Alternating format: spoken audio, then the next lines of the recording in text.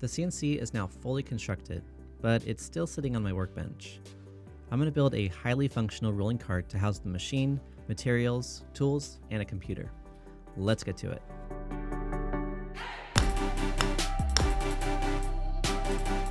If you saw the video of the ultimate modular workbenches I built, I used the same basic design here, only modified to fit the size of the X-Carve. The top surface will be 33 inches high after adding casters to match the height of my workbench, and the table dimensions are 41 inches by 41 inches. This thing will be plenty strong to hold the machine, as well as a few 100 pounds of pre-cut material. If you've seen videos on my channel before, you know I'm a big fan of rolling carts. That way, I can move things around depending on the project that I'm working on. From a fresh sheet of plywood, I cut a piece measuring 41 inches by 41 inches to be the top of the cart. A corner-to-corner test with the long level shows that the structure is pretty dang level, with no twist or bends in the surface. I rolled the cart over to the workbench and transferred the X-Carve over. I'm not yet sure where the cart will live or how it'll be oriented when it's in use, but that's the benefit of having it on wheels. I don't have to decide. The cables that come out of the final drag chain don't have a whole lot of reach, so that pretty much dictates where the control box will go. At first, I was just going to mount it to the frame, but then it could wobble around a little, so I added a secure piece of plywood to attach all four corners of the box. The e-stop is in a great location to be smashed at a moment's notice. I mounted a strip plug to the side of the cart right behind the control box. This will bring power to the box and router, as well as anything else I'd like to plug in, such as a camera charger for long time lapses. I used a leftover piece of plywood to put a large platform on the base of the cart. This is where I'll hold a bunch of materials that are ready to be cut.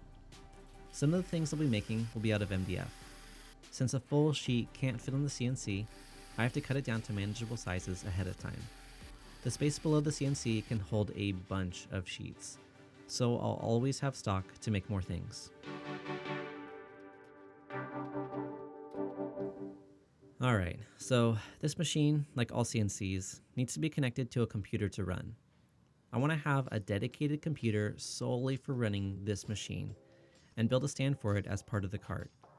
Using all scrap plywood, I made a structure that will mount to the side of the cart that has a swivel spot for the laptop and a shelf below for a mouse. Since the computer is bound to be exposed to dust over time, I wanted to use just the cheapest laptop I could find, and that happened to be a Chromebook. I made an angled stand to fit the laptop with gaps for all the things that will plug into it: power, CNC cable, and the mouse. The reason for the swivel is so while I'm working elsewhere, while the machine is running, I can turn the laptop and see the progress of the cut. The stand mounts near the corner of the cart, nearest where the home position of the spindle is located. That way, the computer is right there when I'm zeroing the machine or changing bits. I went through the process of setting up the computer to run the machine, and lo and behold, Chromebooks are not compatible. I tried a potential workaround, a few different ones actually, but Chromebooks are super basic student laptops that don't allow third-party programs to load onto it. Kinda dumb, but I guess that's why it's super cheap. I resorted to plan B and brought an old laptop out of retirement. Luckily, it was nearly the exact same size and fit in the existing stand. I wiped it completely clean, restoring it to factory settings so it wouldn't lag while at work. Some of the keys are sticky, but this will get the job done. On Inventable's website, there are a few pre-designed storage trays for the gear that comes with the X-Carve kit. I took that design, modified it to up the amount of things it could hold, and put the machine to work cutting it out. This will become a drawer that sits just below the work surface so I can easily grab any CNC related tools and bits. There is plenty of room, not only for the things I currently have, but for the things I could potentially get in the future. Gotta think ahead. A quick pass with the sander got rid of all the burrs and frays.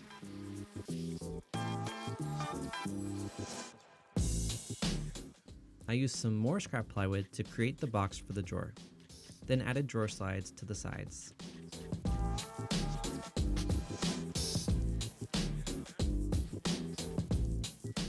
This is going to be mounted to the underside of the work table, so I had to make the supports that will connect it all.